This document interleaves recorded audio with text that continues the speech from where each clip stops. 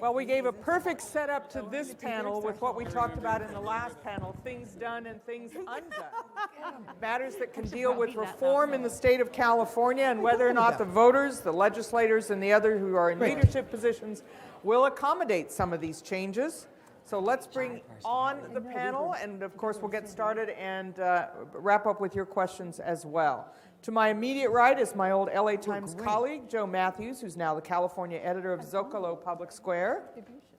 Then Sunne Wright McPeak is president and CEO of California Emerging Technology Fund. She served as president and CEO of the state's Business, Transportation, and Housing Agency as well. Gerry Parsky, chairman of Aurora Capital Group, someone who's also politically engaged. And Courtni Pugh, who is the executive director of the SEIU Local 99. Thank you all for being here. And some of you were listening in on the last panel, and I want to start, I think, with Joe, who can probably pick up some of the threads of what we were talking about in terms of the reforms that we've instituted. Of course, in California, it means that they're in 1 year and out the next. It sounds like Project Runway. But in terms of what California has done, whether any of this is going to stick, and where we can take this in terms of fiscal and governance reform when everyone seems to have a stake in saying, you can change anything except my stuff. Thank you. I'm delighted to be here and a little bit blown away. I've known all three of these people, and it's a tremendous honor to be on this panel, thanks to PPIC. I guess I'm the pessimist here. When I hear the California reform conversation, even the conversation about ballot initiatives, it always seems to me like a conversation between, and really a fight between rich old white people and dead white people. And what I mean by that is so much of our system is sort of set in place. It's been set in place over decades, and even into the early 19th century, in the late 19th century, some of our problems date from. It's such a complicated, mess system. We've changed it one sort of measure at a time in many cases. And while each of those measures sort of made a certain amount of sense to us, and probably in isolation make a certain amount of sense, they don't all add up into a design coherent system. So when you try to tweak that system, as rich folks seem to want to try to do, they're essentially sort of arguing with all these things that were done in the past. They're trying to work around. They're essentially building more rooms on the Winchester Mystery House, and while there are very many smart people who've attempted to do it, I think it may so many have failed that I think I've concluded at least that it's not going to happen, and we sort of need a very broad kind of reform. We need a new constitution. I mean, we haven't had a constitutional convention for 135 years. Since 1879 is when it ended. And that's out of bounds, that's politically unrealistic, et cetera, but it's a lot simpler to fix the system, as hard as it would be. It's a lot simpler to fix the system in that way, and and I think there are ways to do it. I mean, we could use a revision commission as well, but starting with something that's fairly simple, starting actually with a blank page, and the fact that we wouldn't agree on very much would work very well in that circumstance. We'd get a short constitution. I would point out that Prop 31 is longer than the United States Constitution. And there's even a great way to sell it, which is we should only invite women. And that's because those two 19th century, and that's the idea. And I noticed 51% of the electorate is women, right? Women have never done this. That Constitutional Convention was more than 30 years before suffrage. Right. It would sort of at least give the idea the real whiff of sex, and I think make it interesting. I mean, I think we should and make them write longhand. That'll keep it short. Right. I mean, one of the misimpressions here, and heard it again in the first panel, is that incrementalism is the only way. And as a newspaper reporter, I wrote lots of stories in which the moral of the story was this politician bit off more than he or she could chew and wasn't incremental enough. And that's usually good political advice in 99% of the occasions. But California is different. California is in that 1% where we've never actually had a design system of government. Our 19th century conventions were terrible. We've done these things in an undesigned way, one at a time, one ballot measure at a time. We're like a house without a real foundation. So we actually need the moment of totality and design. And I think some of the work, while it's not always expressed, some of the work that Sunne has been part of in Cal Forward, and that Gerry's done, been part of, recognizes that often unstated sense that we have to fix all these things and knit them together. And you can't do that in ballot initiatives. That's the other misimpression you heard from the last panel. I think it was my friend Mr. Stutzman who said that this has to be done by, at the ballot by voters. Actually, it's not. It can't be done by ballot initiative. So to use your Winchester House analogy, and then I'll use another one because there's so many analogies out there, do we essentially have to tear it down and rezone? I'm of that view. I don't think it's so complicated. It's such a complicated algorithm. You're throwing more formulas into the algorithm. And, algorithms work for Google because they design it, but we didn't design this algorithm. It's sort of, from formulas and court decisions and things voters have done over a whole long period of time. I mean, if there's someone smart enough to sort of put in a patch that fixes the whole rest of their algorithm, that person really should identify So themselves. you're carrying that further, if Bill Gates can't do it? What's that? If Bill Gates can't do a patch that works, California can't either? I think it's too hard. I mean, I think, it's not just the patch, this goes to a larger mindset that would have to happen before the kind of, constitutional revision I'm talking about would happen. And we just have this love of, it's really two mindset things. We think of democracy too much as elections when it's really a culture. We have a lot of elections in the state, but not a particularly democratic culture. And then it's this sense that, politics is held apart in a lot of ways from the rest of our lives. It's a sense it's something dirty and you want to stay out of. And that's totally understandable. That's strong part of our political culture in California. We've been trying to beat down parties and partisanship in politics for more than 100 years. And it hasn't really worked for us. I mean, and I think we need a mindset change, and I think the way to express that in a sentence would be it's the realization that there are some things in life, politics is one, sex is another, that are best when they're just a little bit dirty. And if we had that attitude and approach. I can see the 30-second spot on television right now. That kind of attitude and a more embrace of politics into all parts of life. Were you addressing the women in the audience? Is that what you were doing? Well, he has convinced me I should do less politics and more sex. Oh. All right. Well, so Sunne, I'm going to Sunne with that one because she's already started down that path. And the idea of sex, yes. Okay. Here we have Joe, who's essentially talking about Vietnamizing the California Constitution, that you have to destroy it in order to save it and rebuild it in some kind of governance model. You've worked in business, you've worked in elected office. If you take that as an assumption and run with it, what would it look like? What would this new set of instructions for California look like? Well, I want to begin by saying I think, Joe, you put forth some really important wisdom in terms of there's not a foundation that fits today for California's governance, and you won't find that in our Constitution. And you won't find it in the culture of our government or our governance, or this was a focus on democracy that PPIC put together. Those things, I think, are both true and resonate with Californians. So when I answer your question, Pat, what I want to share is what we hear when we listen to Californians and what we know works from other places. And let me just acknowledge first the great service that PPIC has provided with the information and this discussion around democracy, and acknowledge I'm here not just with my day hat on, in which we try to empower the democracy with some technology, but also as a volunteer for California Forward and the Action Fund. And Donald Lucas is on the Leadership Council. Susan Lovenberg is here representing California Forward. And mostly what we have done is actually listen to Californians who, remarkably, are not yet too cynical to want to save the state. In fact, although a year ago, it was CBS found that 90% of Americans don't trust their government. That's the highest number since the American Revolution. So we have 90% of Americans not trusting their government, and the flip side in California is that 85% of Californians still think the state is governable. When you ask them what they want leadership and they want accountability. That's literally what they say on polls. And so what California Forward did do is advance Prop 31. Now I can discuss that.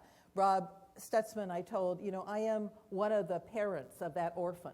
I'm like the mother or a mother of one of the orphans. And I told Ralph Choa, he's been listening to me so long, he better get another life if he came here to hear something new or just to listen to what I had to say.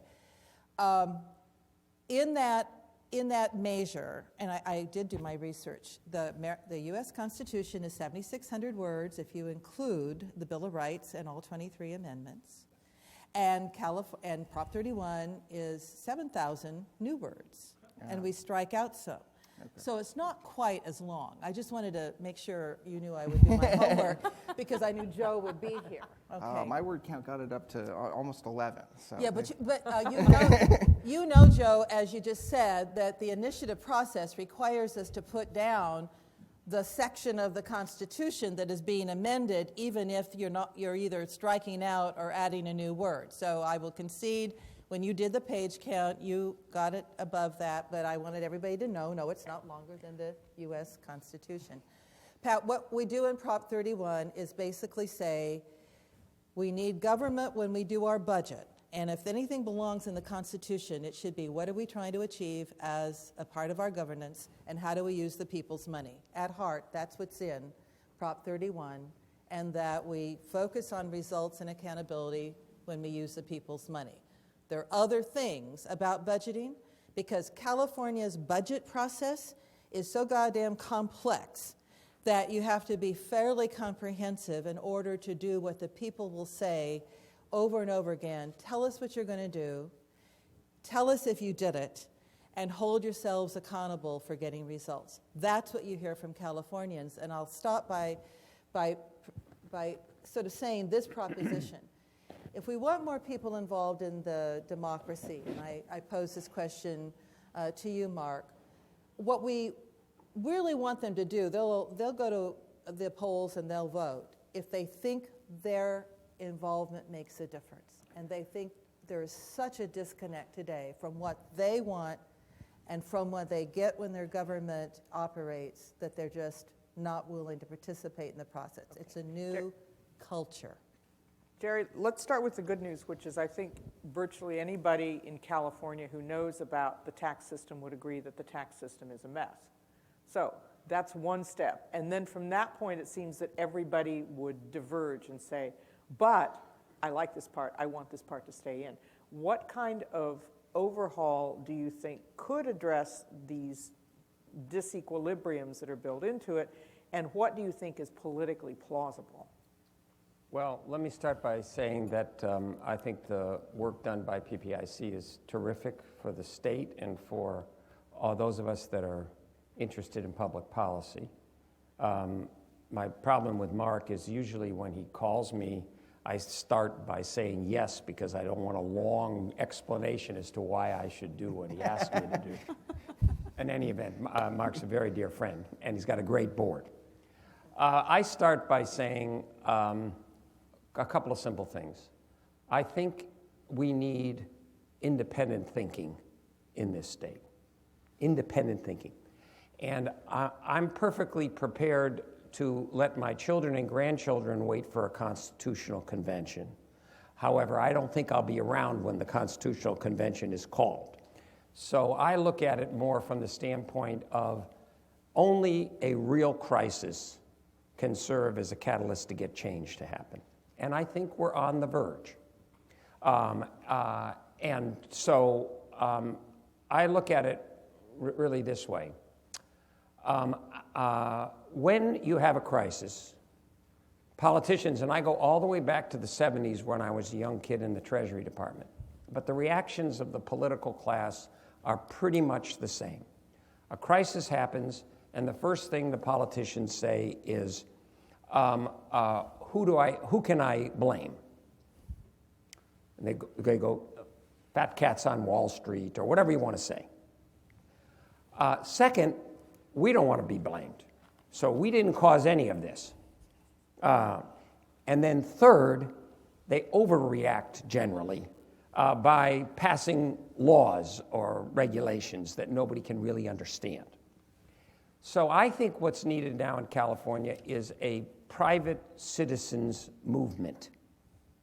that includes people that may call themselves Republicans or Democrats.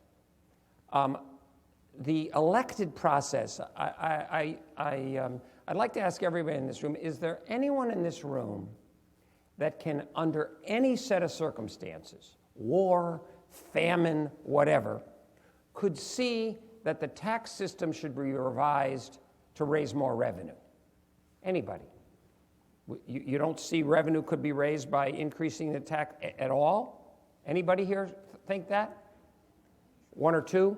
You couldn't win a Republican primary under any set of circumstances. Now, how many in this room might think that members of a union ought to be able to determine how their dues are spent for political purposes? Maybe a few.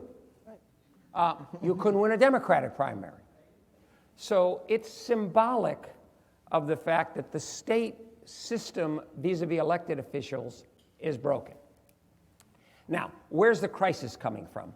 Well, just illustrative of the crisis relating to the system of how revenues are generated, our governor comes forward in January and says, here's my budget, and I have a $9 billion deficit.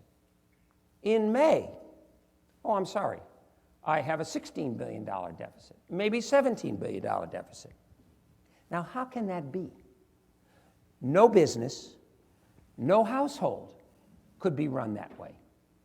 So what is at the heart of this problem? There are about 6 or 7 reforms that are needed in the state, at least from my perspective, a couple of which have been addressed. I mean, we needed to address how many it took to pass a budget, and we did address that. We needed an open primary system, many people thought, and we've addressed that. But at the heart of the problem is we don't have a system for generating enough revenue to satisfy the obligations that the people want the government to bear. And so I was able to, and the immediate reaction is, politically, you can't get major reform. Well, why? The people in this town that are elected represent the people. And the people are becoming disgusted with the way in which government is being run here. So I was part of a commission set up by Governor Schwarzenegger and the legislature to deal with tax reform. I've also dealt with a private sector group that came forward with recommendations of reform. And they got nowhere in this town yet. But this was 15 people, Republicans and Democrats on the tax commission, and 15 private sector people. On the tax commission, we got 9, a supermajority, to endorse a set of recommendations. On the private sector group, we got unanimity in endorsing a set of recommendations, somewhat similar, not taken up by the legislature. So what did this group say any reform ought to include? A set of objectives. Any tax proposal for reforming the state's revenue system should have several objectives. One, it should address the volatility in the system. The 9 billion, 16 billion boom-bust cycle. Too volatile. Everyone agreed on that. Second, the system of taxation should reflect the 21st century economy of California. The economy over the years has moved from primarily a manufacturing and agricultural economy to a service economy, and yet the tax system doesn't reflect that. That should be a second objective. Third, any system of taxation should help promote economic growth and job creation. 10.7% unemployment is really 18 or 19% when you build in those not looking for work, those are out of the workforce. So that's an important objective. Fourth, any system of taxation should help make the state more competitive vis-a-vis other states in attracting business development. And finally, Any system should be simpler, much too complicated, and remain fair. Prop 30 fails on every one of those and should be rejected for that reason alone. Well, I want to get to Prop 30 and what we were talking But let me just say, let me just complete the thought. This group of 30 all recommended, in one form or another, reduce the reliance on the personal income tax, reduce the rates, reduce the number of deductions to 3, have a top rate of 7, have a lower rate of 2 in one instance, 2.75. Eliminate all deductions but charitable contributions, property tax, and interest on your mortgage. Everything else is eliminated. Reduce the corporate tax. In one recommendation, eliminate it. In another reduce it. And finally, have a broad-based tax. Could be a sales tax on services, properly structured, lower rate, or a business net receipts tax. That reform is waiting for Prop 30 to fail. If it fails, a private sector group, I believe very experienced group, will come forward and say, let's get real reform. Courtni, I want to ask you about your definition of this kind of reform and where it fits in the community that you serve, because a lot of people have of late been casting Wall Street and unions as two of the obstructionist villains in getting to the kind of governance reform that people talk about. Yes. So first, I also want to thank PPIC. I think that, Mark and his team really are some of the most thoughtful folks leading public policy in the state. And to put together a panel such as this where I'm very esteemed, but yet I'm not sure that I agree with Mr. Parsky's idea of reform. I think we're talking to different folks. I think we need a couple of things. First of all, to really significantly overhaul the state's ballot initiative system. California is the most diverse state in the country, except for on election day.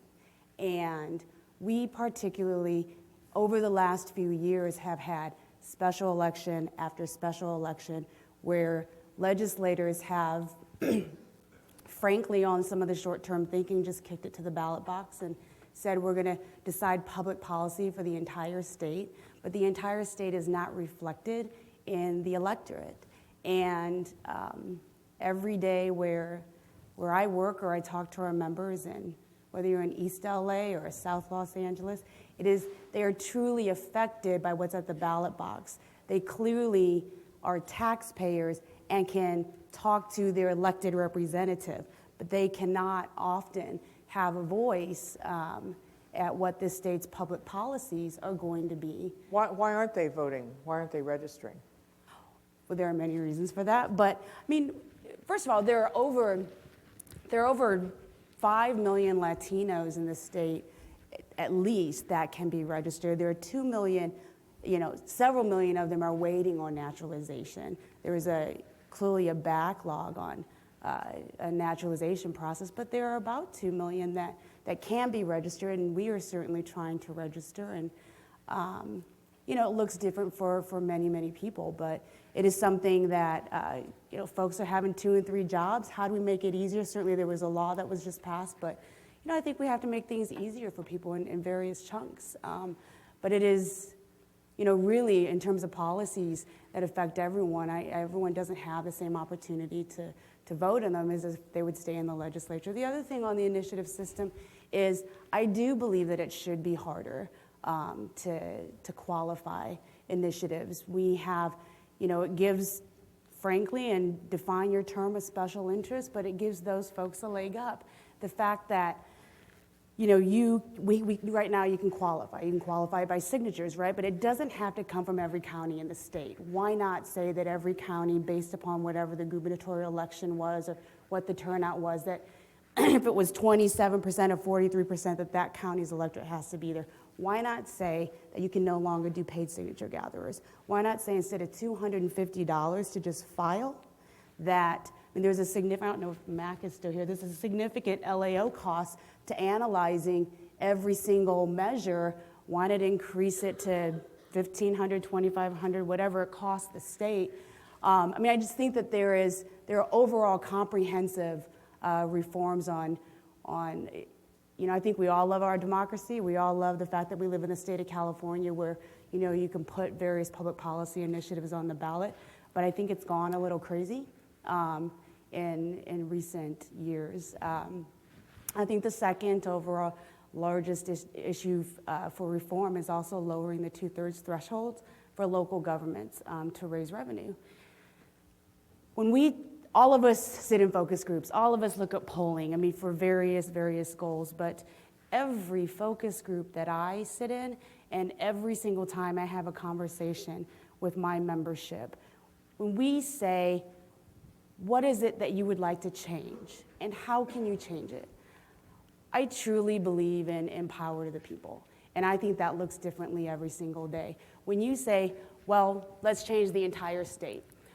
A lot of people think it's good money over bad. I would really want to do it. Sure, I'll pay more taxes if it really counts, but it feels like the big black hole.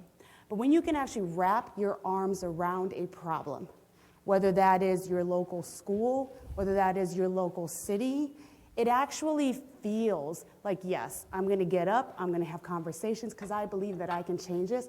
And I think, you know, minus 2 points here, 3 points there, whatever it is, that there is something about a voter's psyche in the 99%.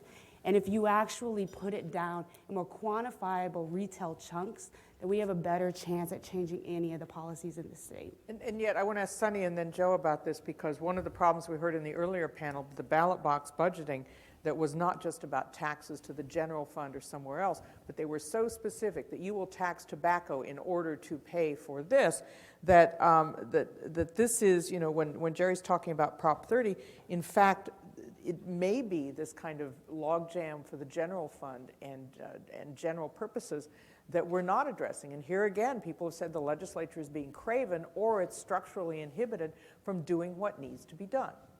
Yes. I think that's actually true, and I think I think I know most of the 120 legislators, and individually they actually very much are dedicated to trying to do the right thing, and they're a captive of a system that makes no sense for how people live their lives.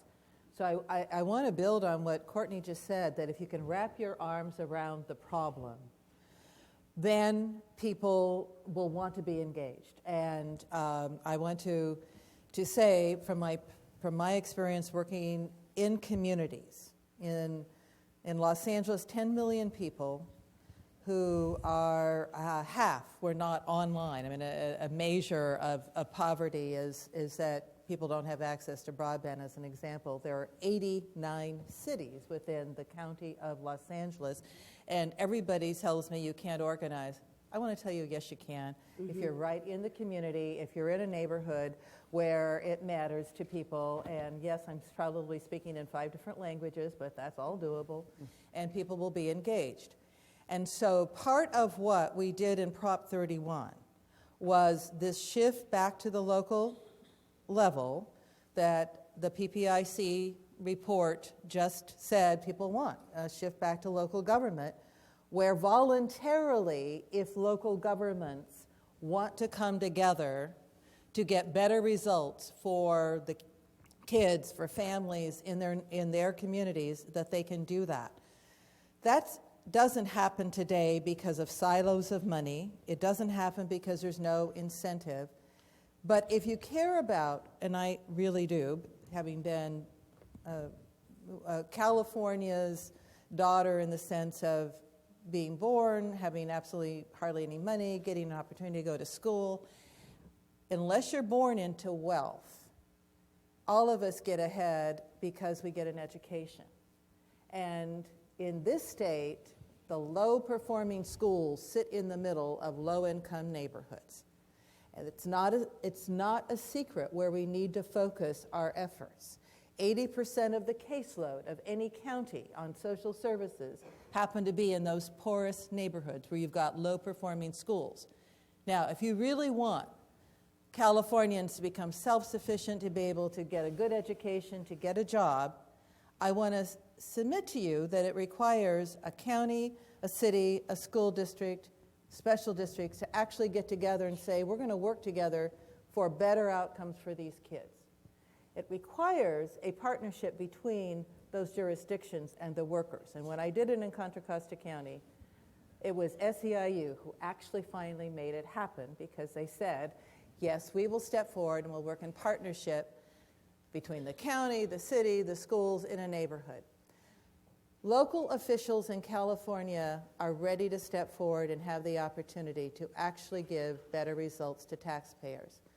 The Regional Council of Rural Counties, Kathy, I'm going to call you out, RCRC, voted to endorse Prop 31, even if Rob says it's an orphan. Why? Because those 31 counties know they actually can deliver better results. Okay, let's go to Joe, because you were nodding and then shaking your head, and I want to know which was which. I agree with a lot of what was said, and to Courtni, I think raises the big questions. I think there's a way to think of it in a way, which is our problem. This is the global capital, California, of big and fast. We like big and fast, right? So, and that works very well in all kinds of facets of life to be successful. It does not work very well in governance, which is why governance is so hard for us. And when you think about the particulars of what's really wrong and what you're talking about, we talked about the legislature being essentially too small for our size. But with the initiative process, our initiative process is too big and too fast. And we could deal with a lot of the things Courtni worries about by making it a very different thing that was integrated with our government. What we did in California and in the Western United States when we adopted this Swiss system 100 years ago is that we integrated it with the politics and the election system. We put the calendar of it and all the rhythm of it around the politics. The Swiss, the Germans do this. They don't do that. They integrate it with government and legislation and that kind of calendar because that's what it is. And they have they don't vote on candidates and ballot measures at the same time. They also don't rush things. They don't give people just 150 days to gather signatures, which requires paid signature gatherers. Mm-hmm. They give them a year, 18 months, 2 years, which could make signature gathering initiatives actually part of real engagement, of movements, of actual people doing that. It just takes it outside of the short-term election cycle of politics. And there's another piece, and it needs to be said in a room full of reformers, and I see some journalists, because they're really a big part of the problem here. The way that people have traditionally engaged... He says that with love. Traditionally engaged in this country and politically is through political parties. And we've had a 100-year war against political parties in this state. And now we've done it because we've hated partisanship. We're desperate to get partisanship out. But what have we gotten? We still have partisanship, and we have criminally weak political parties, particularly at the local level, where we fetish our nonpartisanship. And elections where, in the county I live in, Los Angeles, you're lucky to get 10% of the people to vote. Mm-hmm. We need to revive political parties, force people into political parties. That will make them more moderate. And because of the association factor. I mean, we're at war at unions, we're at war in corporations and Prop 32, we're at war in parties. Association is the real bulwark against rich people with money. But instead, we're on this completely different path, and I tell you where it leads. The path we're on leads to a California where all the big decisions are made by Charles and Molly Munger at family reunions. I mean, we're awfully close to that. And we really need to think and change our attitude about politics and parties and think differently. We're in a real fix. Well, who has abdicated that? Has the legislature abdicated it? Have the voters abdicated it? Or the non-voters abdicated to the Munger Family Reunion School of Governance? I mean, again, it's the politics and sex thing. It's that notion that there's something dirty about this. It comes from our history, our progressive movement. We have all these boards and commissions for the same reason. We want to scrub. We're deathly afraid of patronage. And patronage is not wholly a good thing, but when you read the histories, patronage has had an integrating role in a lot of American cities and a lot of societies. And I'm not calling for a full return for that, but I'm at least calling for, kind of stronger local associations, political parties. We need to get people talking to each other more and thinking about that in every aspect of life. A very simple idea. It's a crazy idea, but simple to think about this. Our city council meetings, no one comes to when they do, it's 3-minute kind of thing in a microphone. That's a huge opportunity to have a different kind of design, a different kind of meeting where people talk to each other. Why not, instead of having the city council be this sort of quiet church with the chairs laid out with church, why not make it like a bar? Have people talking to each other at different chairs and tables. The city council can be like the band off in the corner. If they're good, you talk to. Yeah, you can make it a coffee bar in certain places. Mormon cities, you can make an ice cream parlor if you like. But you need a place where people are sort of talking to each other. You know, we have this vision of politics as this thing of the one person, the one voter, the independent, the decline of the state who is aligned with nothing. That's not healthy. That's not good. It's a team sport. Gerry, what do you make of Joe's impassioned plea for?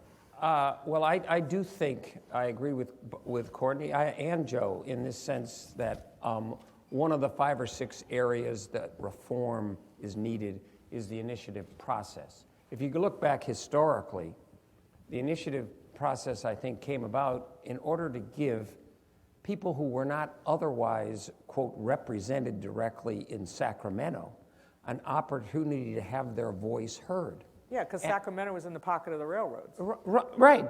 But what's evolved is, I think, is a reflection of what Joe was saying, which is you have people on both sides of the aisle with financial resources that can avoid dealing with government by, quote, going to the people. And that's eroded the process. So I do think anything that would elongate the process of getting an initiative qualified, anything that would require that if you're going to include spending in connection with an initiative, you have to identify how it's going to be paid for, from what resources. Those kinds of things, I think, would help a process. I wouldn't eliminate the ability for the citizens of California to have their voice heard, but it needs to be adjusted to really see how it's evolved incorrectly. And Sacramento is every bit as much at fault. I mean, which one of these initiatives, what policies should have been addressed in Sacramento? Instead, they put up their hands and they say, oh, well, I'll just let the voters decide. That's their job in part. And so it's not right to accept the fact that they'll go out and raise money for their side of the ballot initiative and somebody else will go out and raise money for theirs. So you think the legislature's abdicated? Absolutely. Not only has the legislature, I mean, Jerry Brown cannot decide that he wants to raise taxes. No, I'm going to let the voters decide. I'm not raising taxes. I'm going to let the voters decide. If that's not an abdication, I don't know what is. I can't get it done in Sacramento? If he wants to raise taxes, he should raise taxes. Go get it done. Instead, I'm going to step back. I'm going to have it both ways. I'm going to say to the people of California, you elected me not to raise taxes. That was my thing. So I'm going to let you do it. That's abdication in my mind of the responsibilities of government. Yeah. And Courtni, I've written before about the fact that the legislature seems to have done so little that I should be getting some of that per diem, because as a voter, when I go to the polls, I'm putting in a full day's work with my ballot and with the work I do to study up on those issues. And yet there seem to be advantages. Joe talks about partisanship as having some advantages, but the idea that many Californians have is that partisanship just screws things up. It doesn't make it move any more smoothly. First of all, I went with Joe Mathews had for breakfast today. I differ in that. I actually think that partisanship is a good thing. I think that political parties and sort of the more minor parties, the big D, the big R, and sort of the increase in independent voters is a good thing, because it really is an expression of what people believe that their ideals are.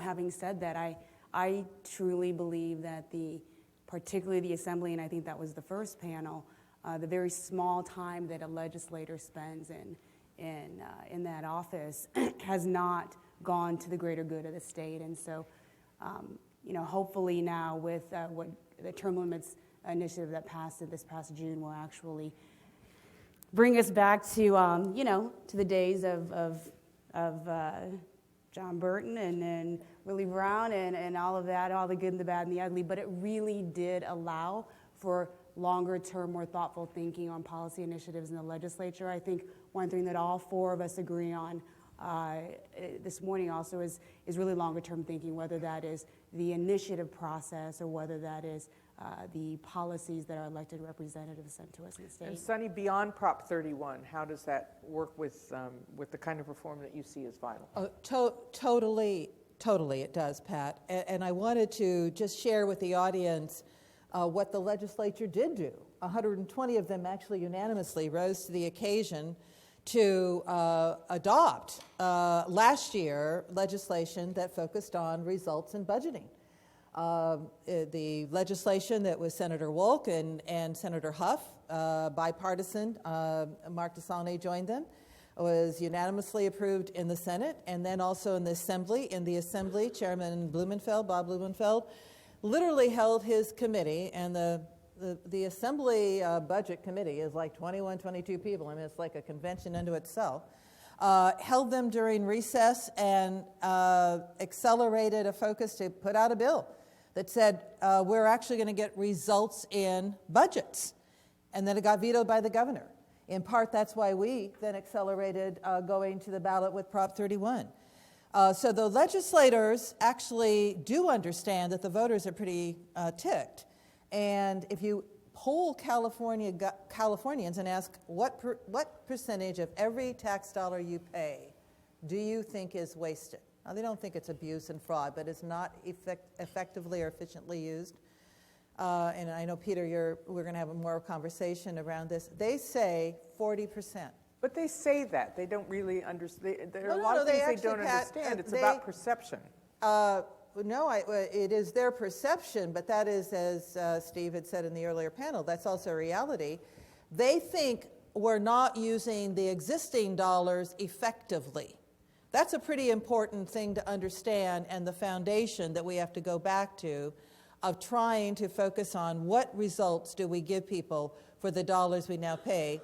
They're also, if we gave them a better value proposition, even if we straighten out all of the volatility and the taxes that Gerry talks about, they'll then want to invest more money. That's the problem that we've got in this debate about, is it more money, more taxes, or reduce the volatility? Voters don't think they're getting a very good deal today. Joe? I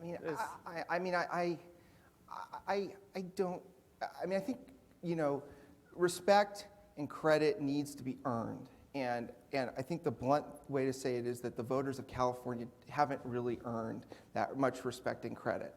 I mean, they are the authors of a lot of this system. Yes, it's different people, many of them now dead or long gone over a long period of time.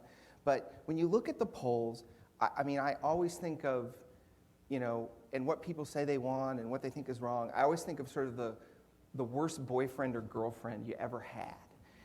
She's angry about everything, but she can't tell you what she wants you to do to make things better. Well, why don't you get back to the sex comments? It's a real problem. I mean, voters believe a lot of things the polls show that aren't true. They don't know they don't know, even when given multiple choice. They don't know the very basics of what we spend money and do things on. Or where the money comes from either, which goes to Gerry's tax point. Let Joe finish his thought. And then No. I just put him in the penalty box for a while. There needs to be a little bit of a less sucking up. And the sucking up to the voters? Sucking up, but instead we have this, these every time election season we go deeper into this sort of nonsense where everything is a blast at the politicians.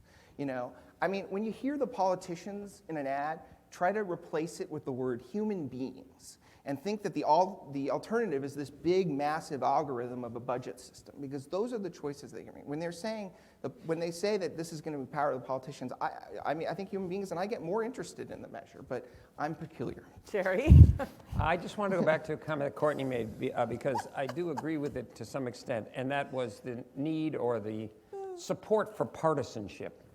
I think if partisanship equates to a certain set of principles relating to public policy or the role of government, it's very important that that be maintained. But the art of politics involves a level of compromise for the benefit of the public as a whole, not necessarily your principles, but on the edges. Where we've gotten away from that now, because on either side there's 7 or 8 boxes, and if you don't check every box then you don't want to talk to each other. And it is important.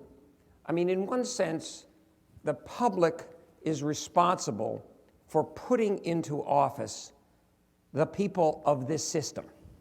So I'm not quite sure I would turn the policy making over to the people, but the process of getting people who are partisan, as I described them, but I think is housed with the people. Let me ask Courtney, because this came up on our last panel. There was a lot of support for the idea of taking that R and D off names on the ballot and making voters do some work, that they can't be lazy and say, okay, well, I'll go with these guys because I like these guys. To really take the partisanship, you can put partisanship in Sacramento, but if you take it out of the electioneering, you're going to have a more productive debate. I wholeheartedly disagree with that. I think that having ballot labels on the ballots, the voter's pamphlet is absolute added value. We don't all live the same lives in this state, and you know, there are so many underemployed or, you know, working men and women in this state that are really working 2 and 3 jobs. Their kids' first meal is at their local school. They have dinner and aftercare, and there is, I think, a very, due to term limits, I think earlier on in the state, lots of folks said that they couldn't name the people that represented them. But if the Democratic Party, the Republican Party, the Green Party, whoever, whatever you are, were really also doing their jobs, and they were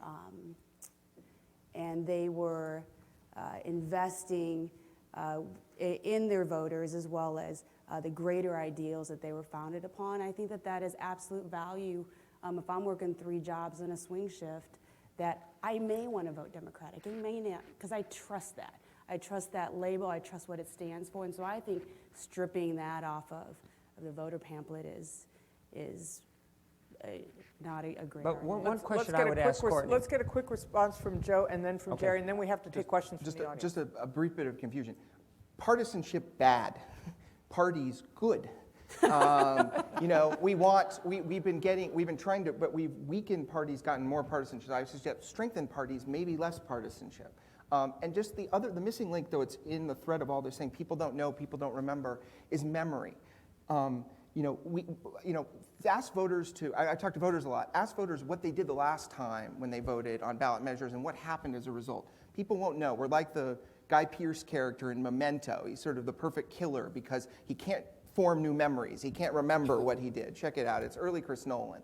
And the point of it is that technology actually gives us ways. There's a guy named Dan Acona at Democracy Dashboard to try to create memories for ourselves. So we'll have our own voting record, know what we did, know what its consequences were. I mean, that's sort of, I think, an opportunity in this to, we can actually, the machine can build the better voter. Okay, Joe? Gerry, I'm sorry. Just one quick comment. What is a mystery to me is why, in looking at this tax system, why were we able in the private sector to get Gray Davis, Willie Brown, Eric Schmidt, Eli Broad on one side, George Shultz, Condi Rice, Terry Semel on another side, to unanimously agree on what a new system should look like? Why was that possible? And it's not possible in Sacramento. There are people in this state across both lines that are prepared to come forward. Where does the, quote, compromise come in? The people that lean to the right have to accept the fact that a system may generate more revenue. How is it going to be spent? What is going to be done? But you have to be willing to accept more revenue.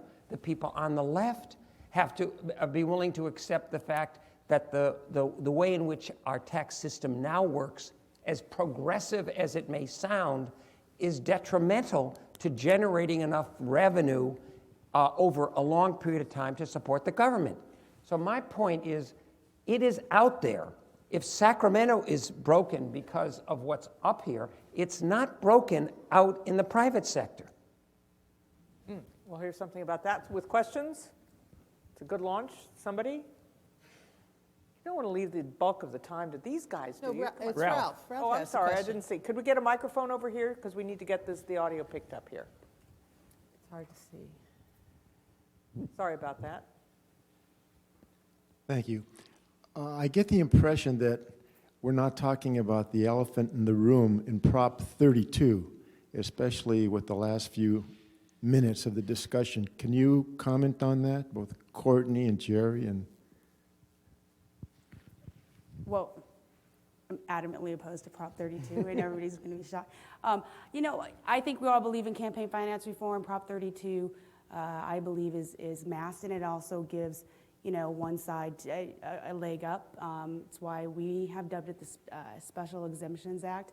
What it really says is, you know, on its face, is that corporations and unions should be out of politics. But when you read the fine print, like any other ballot measure, it actually is based upon dues-based organizations. And as much as people want to say that unions spend their money without letting their membership know, I know for a fact that that is not true. We have voluntary political dollars. People sign up for it.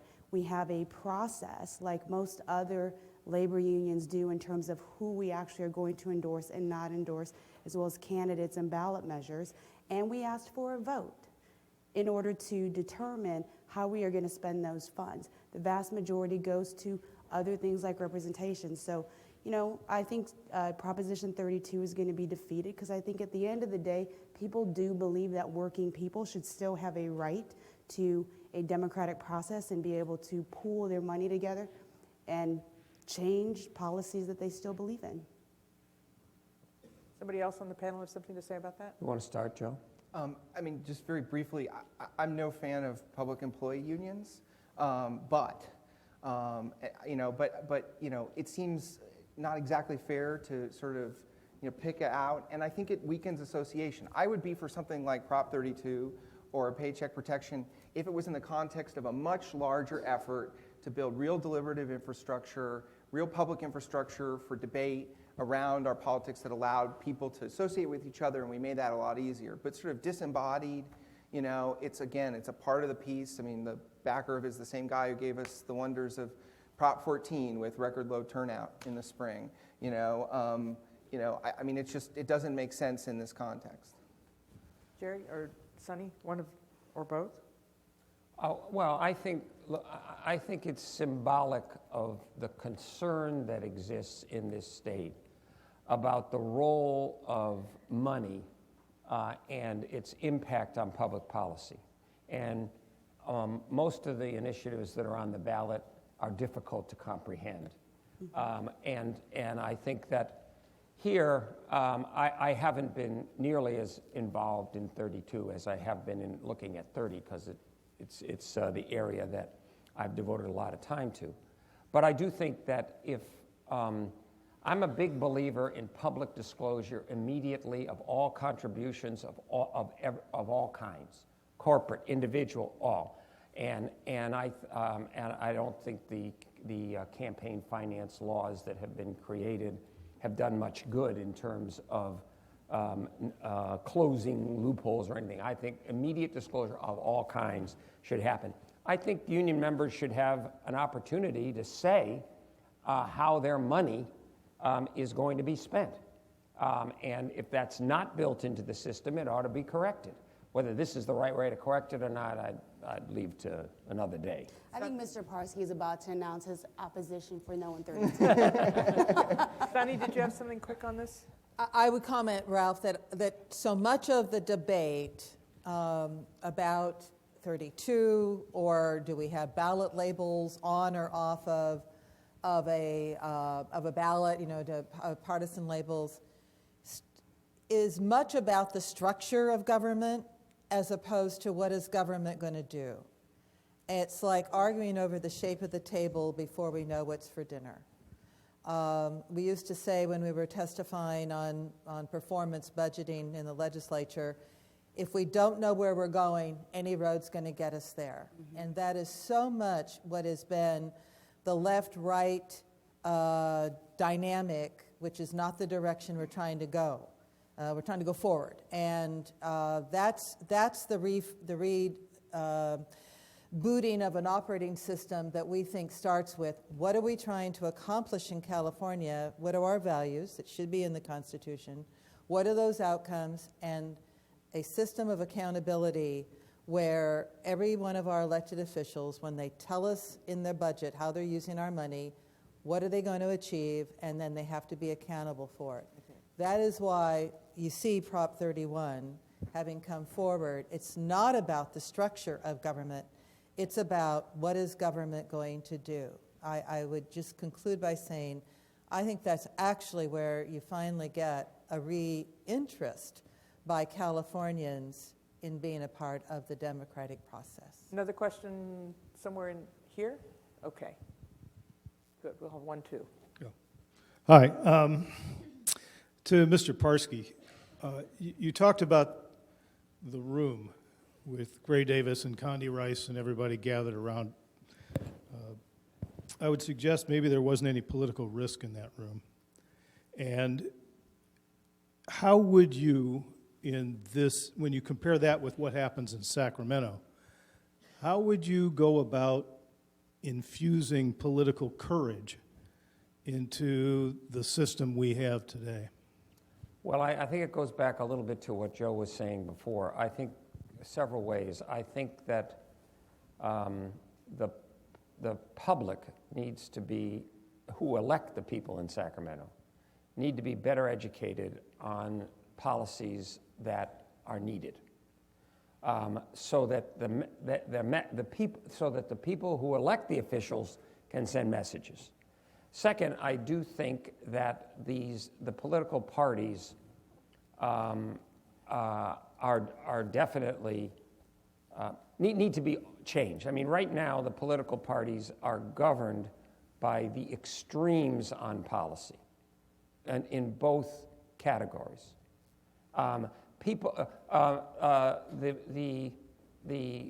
Generally the private sector people. I mean, I had a terrible experience with the Republican Party, but several of my friends had a similar terrible experience with the Democratic Party. And that's because they are now governed by the 10% of each party that are extreme. And the concept of compromise means you can't compromise principles of any kind. So I think you are right that as we were sitting around the table, there was no political risk because I don't think Gray Davis is going to run again. So nobody wanted to run for office. But I think there is a growing reservoir of people who have touched public office, the Willie Browns, the Hertzbergs, the Davises of the world, or the Schultz, who basically say this state is going downhill. Our credit rating is terrible. Right. Our deficits are bad. The amount of debt that we have, this is not tolerable. And the people that are suffering the most are the people that Prop 30, that the initiative process want to help. It's the children and grandchildren that are suffering. I want to get one question in for Joe apropos of what you were just saying. Does the legislature need to be respected to do its job? Does it want to be respected? No. I mean, hating the legislature is a proud American tradition. I mean, you got to complain about that. They just need to be given room to operate within a system that holds them accountable. Right now, we've sort of reduced them to the level of, they're sort of part scapegoat, part garbage man, janitor. You know, their main role is to, for us to blame them for everything, Well, even the stuff we do. untouchables of Yeah, and they do, I think, an admirable job, given their limited discretion, cleaning up the messes we leave them every year around budget time. Last question, there was one here, I think, unless we get a signal that we have a little more time. Yes, ma'am. Thank you. Mr. Mathews, you were talking about the ballot initiative process slowing down to be more effective and more relevant. I really like that idea, and I was wondering if there's anyone seriously addressing that. That's my real question. But the other reason I like it is because I used to work in public policy, but now I work in the world of IT. And in IT, the only way you get something from not blowing up is the process itself. If you don't want it to bend, you have to watch the process. You have this wonderful life cycle where you talk about research, you talk about analysis, then you go into development and design, and then you go into build. It seems with the initiative process, we go straight to build. And what happens is you have a bunch of friends around a table looking at the ballots and saying, well, what do you think about this? Well, I like this little piece, but look what they did 3 paragraphs down. Oh my God, what does that mean? And like, you just really, you see in the build that it's really very difficult. That's a good analogy. Thank you. To those questions, I have many sidelines. One is I'm co-president with a very brilliant and strange, non-driving, non-aircraft flying Swiss-Swedish journalist and political scientist in something called the Global Forum on Modern Direct Democracy.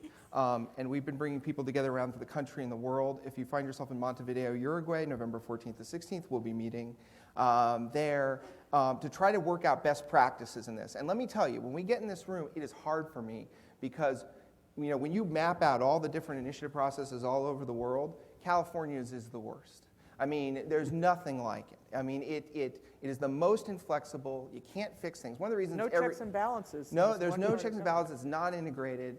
And it's very powerful as well as being inflexible, and we like that kind of power. But it's completely separate. It's a completely separate, unintegrated part of government in a way that it's not quite as separate. It's pretty separate in other Western United States, not quite as separate in other places. And I think we can do it. I think people broadly in the sort of reform community in California understand initiative reform is important, but the dirty secret is they want the initiative process now because they have a particular idea or dreams of getting something through. Fix it after I've made my fix. And I think we need to rethink that. I mean, the initiative is really the poison the way California does it. If you're going to pick something to fix first, that might be it. You should know that California Forward and Greenlining actually has done some work on this. So you can go onto the website and see the research as well as looking at what and the Joe League of Women Voters. Please thank the panel, and Mark will take over from here. Oh yeah, you guys don't want a picture, so don't go away. I want to thank all the participants today, starting with Donna, the first panel, the second panel. Wonderful, wonderful conversation, important conversation about what reform has brought us and where we're going next. I want to thank once again the sponsors, the Bechtel Foundation and the California Endowment for making it possible for us to host this event today. And I want to thank all of you who've come out today because without you, we would not have an event. And in honor of all of you, we have lunch next. We're going to have a buffet, and our hope is at this lunch is that we will continue this wonderful conversation we've had at our tables, and that our panelists and participants will stay with us, and that you will stay with us, and that we'll have a lunch and talk about what we've learned and what ways forward there are for California's future. So thank you so much for joining us today.